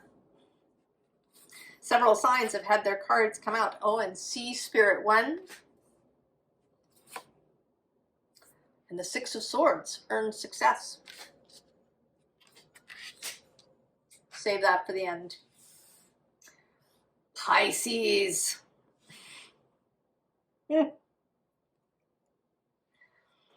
I feel like you have just been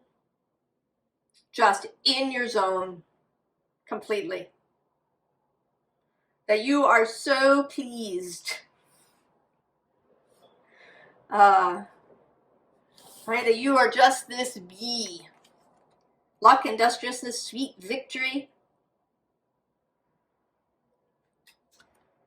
That you are so unconcerned with other people's drama, with other people's nonsense. You are just, right? I mean, this seems like you are just at home underwater.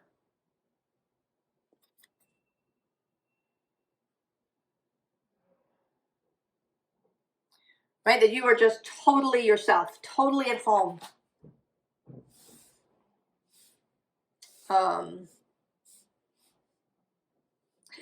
And this preparation, your full moon occurs during the Mabon season. sort of, it's a little bit before Mabon. Mabon is the fall equinox, which is Libra season. So your full moon will be right just before Mabon. There may be something about that, timing-wise. This card is 33, which is kind of a, always feels to me like something is about to come into the 4-4 physical reality. So it's possible that there is something that's going to happen for you, something that will arrive in this sort of fall season around the time of your full moon. But there's also a sense with preparation of preparing your home. I want to say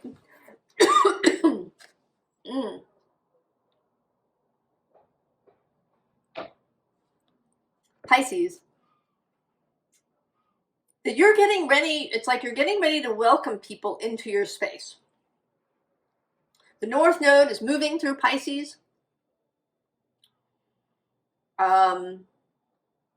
You know that the world is going to kind of turn to you, turn to your aesthetic, turn to your flavor, turn to your energy. Right? This 5 of water, the change in the watery realm. And it's like you are preparing to be the host in this space. Right? With this Knight of Emotions.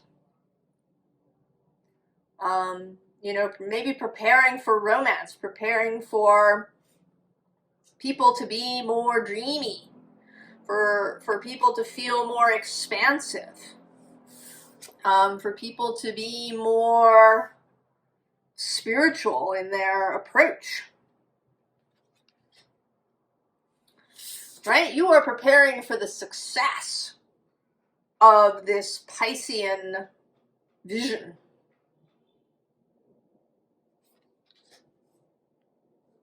Preparing for a societal shift in thinking.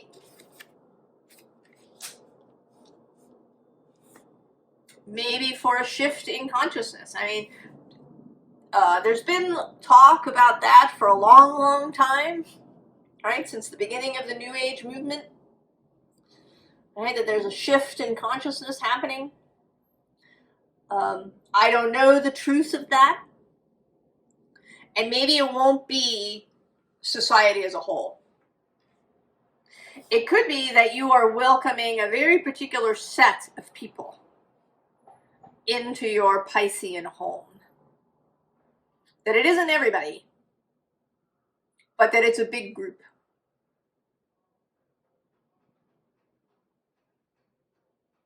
That, maybe your tribe, that's not just Pisces, but that your tribe is now expanding. And that, gathering at Pisces house. Right? You've put out all the flyers everywhere. There's a gathering at Pisces house. And those who are ready, those who are in tune, are going to show up in your space. And you are going to welcome them there.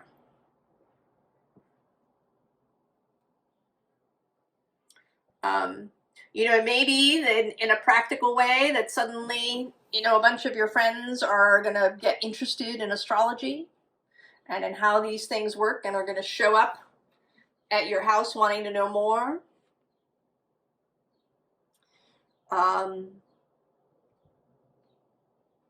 Maybe people are going to start asking your advice, about different things, maybe about their space, maybe about their spiritual seeking, maybe about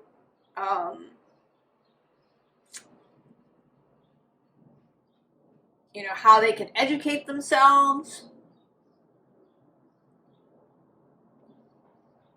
I think there's all kinds of kind of practical, everyday ways that this could show up.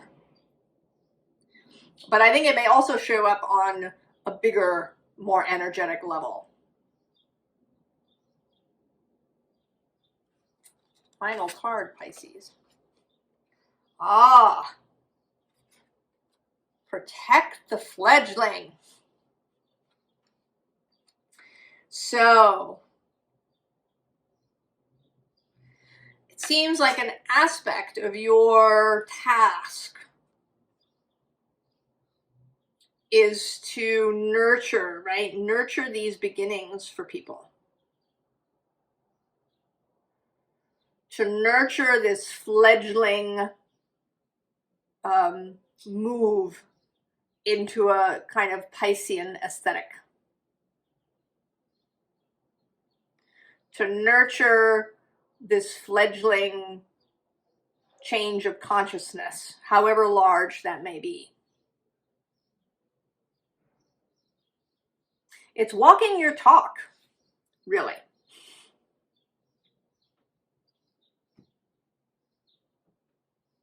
It's being in integrity with your own vision. Pisces. It's not resting on your laurels.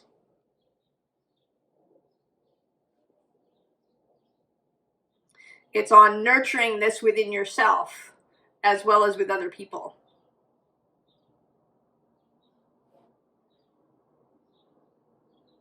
Especially for the next, sort of year and a half.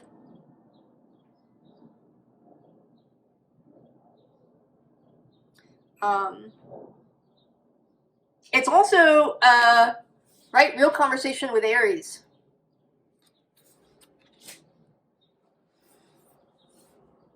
How this energy works within you, the kind of Piscean dream space, and then the let's do it.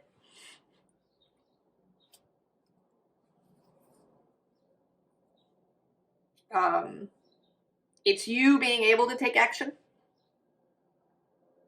when that is appropriate, to respond to inspiration, as well as nurturing the dream space in others. Oh, Pisces. I hope that's exciting for you to be in the lead. I wish you and everyone all the very best through this eclipse season and all the seasons to come. I will see you next time. So long.